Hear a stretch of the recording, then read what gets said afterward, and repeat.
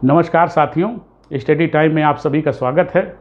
और आज का जो विषय है वो सहायक संधि है।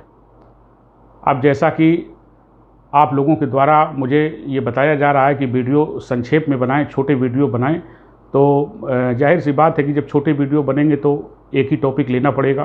तो आप ही लोगों की भावनाओं का ध्यान रखते हुए मुझे तो छोटे वीडियो बनाने में और भी ज़्यादा आराम है, आसान है ये, तो मैं अब छोटे वीडियो ही बनाऊंगा।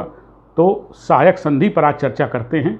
और ये सहायक संधि लॉर्ड वेलेज़ली के द्वारा की गई, और भारत में लॉर्ड वेलेज़ली का जो शासनकाल है वो 1798 से लेकर के 1805 ईस्वी तक का माना जाता है, यानी 7 वर्ष का शासनकाल है। लॉर्ड वेलेज़ली ने सहायक संधि सफलतापूर्वक भारत में की, और इस संधि का जो उद्देश्य था वो भारत में अंग्रेजी राज्य का विस्तार करना था। और सहायक संधि ये जो शब्द है इसका पहली बार प्रयोग मार्किस डुप्लेक्स ने किया था। वो अंग्रेज नहीं था, हालांकि यूरोप का था लेकिन अंग्रेज नहीं था। मार्किस डुप्लेक्स ने इसका पहली बार प्रयोग किया था, लेकिन वो सफलतापूर्वक भारत में प्रयोग नहीं कर पाया। लेकिन इस शब्द का प्रथम प्रयोग करने का श्रेय उसको जाता है। तो अब इसका सफलतापूर्वक प्रयोग जो है लॉर्ड वेलेज़ली ने किया। अब देखिए, ये यहाँ पे देखते हैं कि ये जो सहायक संधि देसी राजाओं के साथ की गई, तो इससे आपको ये पता चलेगा कि ये जो एक गठबंधन हो रहा है, एक समझौता हो रहा है अंग्रेज़ों और देसी राजाओं के बीच में। तो यहाँ आपको देसी राजाओं की उस समय के ज़माने में सोच क्या थी, उनके निर्णय लेने का स्तर क्या था, उनकी बुद्धि का स्तर क्या था, और अंग्रेज़ों के उसी समय के अंग्रेज़ थे तो उनकी बुद्धि का स्तर क्या था। यहाँ देखिए, आपको सहायक संधि जो हम बताने जा रहे हैं उसके तथ्य बताने जा रहे हैं, उसकी तथ्यों की पड़ताल करने जा रहे हैं, उससे आपको ये पता चल जाएगा कि भारत में जो राजा थे या नवाब थे उनके सोचने का स्तर क्या था और अंग्रेज़ों के सोचने का स्तर क्या था। आइए इस पर हम लोग कोशिश करते हैं कि सहायक संधि में क्या क्या खास बातें थीं। तो साथियों, पहली सबसे खास बात, जो राजा सहायक संधि करेगा, राजा हो या नवाब हो या निजाम हो, जो भी अंग्रेज़ों के साथ सहायक संधि करेगा, तो उसकी प्रथम बात तो ये माननी पड़ेगी कि जो देसी राजा के पास अपनी सेनाएं हैं उनको भंग कर देना पड़ेगा। कोई भी राजा अपनी सेनाएं स्वयं की नहीं रखेगा। इसके बाद दूसरा पॉइंट क्या, देखिए समझते जाना कि यहाँ पर जो समझौता किया है तो हमारे भारत में जो शासक थे उनका स्तर क्या है सोचने का, किस प्रकार का ये समझौता कर रहे हैं अंग्रेज़ों के साथ। आइए देखते हैं दूसरा पॉइंट क्या है कि अपने राज्य में वो अपनी सेना तो भंग कर देंगे, अब उन्हें ब्रिटिश सेना रखनी पड़ेगी। यानी देसी रियासत में जो राजा समझौता करेगा उसे अपने राज्य में ब्रिटिश सेना को रखना पड़ेगा और वो स्वयं की सेना अपनी भंग कर देगा। अब इसके बाद तीसरा पॉइंट क्या है कि ब्रिटिश सेना का भुगतान राजा को करना पड़ेगा। राजा से मेरा मतलब है कि निजाम हो सकता है, नवाब हो सकता है, राजा हो सकता है, हिंदू हो या मुसलमान हो, वो बात अलग है, नाम उनके अलग हैं, मेन चीज़ है शासक। तो जो शासक सहायक संधि करेगा उसे ब्रिटिश सेना का भुगतान करना पड़ेगा, और यदि वो भुगतान करने में असमर्थ है तो उसे अपने क्षेत्र का एक भाग ब्रिटिश हुकूमत को देना पड़ेगा।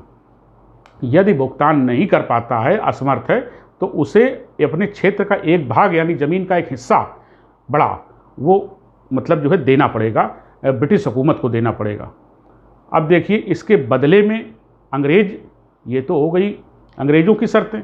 अब इसके बदले में अंग्रेज क्या करेंगे, इसके बदले में अंग्रेज जो है वो उस देसी रियासत की रक्षा जो है वो विदेशी आक्रमण से करेंगे। अगर कोई बाहरी आक्रमण होता है तो वो ब्रिटिश सेना लड़ेगी, उसकी रक्षा करेगी, और अगर उसके रियासत के भीतर अंदर कोई आंतरिक विद्रोह होता है तो उससे भी निपटेगी।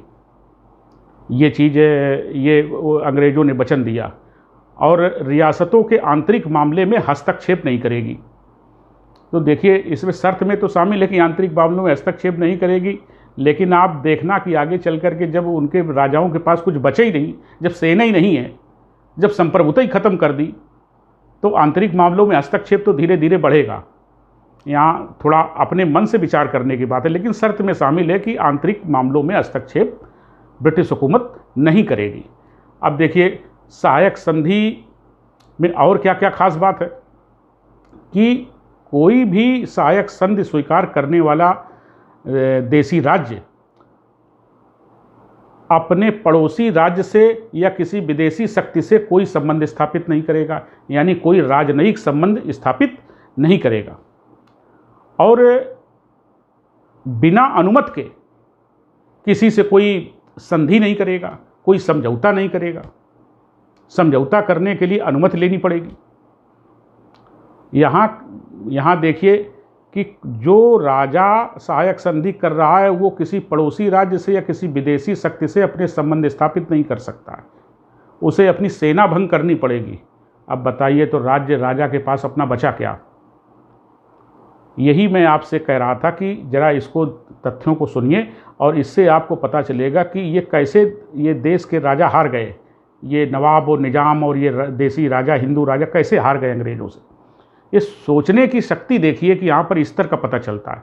अब देखिए सहायक संधि, ये तो मैंने बता दी आपको कि जो खास बातें सहायक संधि की थी, कि सहायक संधि की शर्तें वो मैंने आपको बताई। अब देखिए यहाँ पर सहायक संधि करने वाले वो कौन कौन से देसी रियासतें हैं, वो कौन कौन से शासक हैं, आइए जान लेते हैं। तो साथियों 1798 में सबसे पहला शासक, ये परीक्षा की दृष्टि से भी बेहद इम्पोर्टेंट है, 1798 में पहला शासक है हैदराबाद का निजाम और दूसरे शासक हैं मैसूर और तंजौर के शासकों ने भी सहायक संधि को स्वीकार किया 1799 में। इसके बाद अगले जो हैं वो पेशवा बाजीराव द्वितीय हैं, 1803 में इन्होंने भी सहायक संधि को स्वीकार किया। इसके बाद अगले हैं बरार के भोसले, इन्होंने भी 1803 में सहायक संधि को स्वीकार किया। अब अगले आते हैं ग्वालियर के सिंधिया, वो 1804 में उन्होंने सहायक संधि को स्वीकार किया।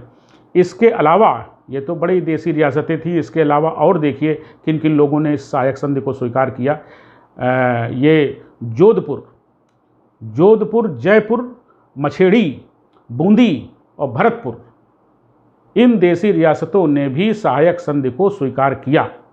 अब देखिए कितने बड़े भूभाग पर ये सहायक संधि की गई और इसके परिणाम क्या हुए साथियों।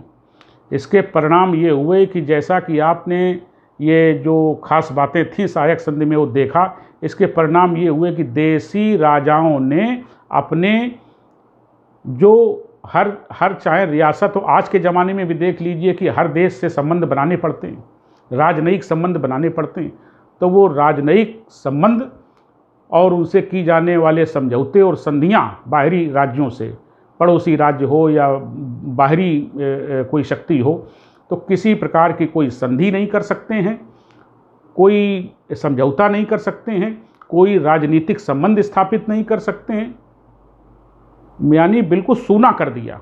उनकी पूरी रियासत को बाकी बाहरी दुनिया से बिल्कुल अलग कर दिया गया। तो उन्होंने अपनी जो संबंध स्थापित करने की पड़ोसी राज्यों से वैदेशिक संबंधों की शक्तियों को खो दिया, जिन लोगों ने सहायक संधि को स्वीकार किया। और इसके बाद अपने सारी सेना जो कि वो भंग कर दी थी उन्होंने, तो अपनी सारी सैनिक शक्तियाँ खो दी उन्होंने। और यही नहीं, जो भारत में जो न्यायालय होते थे, जो न्यायालय का काम भारतीय करते थे, उन न्यायालयों में भी एक ब्रिटिश रेजिडेंट की तैनाती की गई। तो साथियों मैंने इस वीडियो में आपको बताया। अब देखिए जब कोई समझौता किया जाता है, कोई गठबंधन किया जाता है, तो उसमें इस तरीके के गठबंधन किए जाते हैं। यहाँ इसीलिए मैंने कहा कि भारतीय शासकों की सोच का स्तर आपको सहायक संधि से पता चलेगा। इसी प्रकार से अंग्रेज़ों ने जहाँ युद्ध की ज़रूरत पड़ी वहाँ उन्होंने युद्ध किया, लेकिन जहाँ उनको ज़रूरत पड़ी कि नहीं हम बिना युद्ध के ही इनकी रियासतों को मिला लेंगे, बुद्धि से मिला लेंगे, कूटनीति से मिला लेंगे, और आगे चल के डलहौजी ने जो डॉक्ट्रिन ऑफ लैप्स दिया उसमें भी यही काम किया गया साथियों। तो देखिए सहायक संधि मैंने आपके सामने प्रस्तुत की और ये परीक्षा की दृष्टि से भी इम्पोर्टेंट है और शासकों के सोच का स्तर आपको इससे पता चल सकता है। और कोई भी सामान्य नागरिक ये वीडियो देख करके और चिंतन मनन कर सकता है। अब मुझे इजाज़त दीजिए, नमस्कार।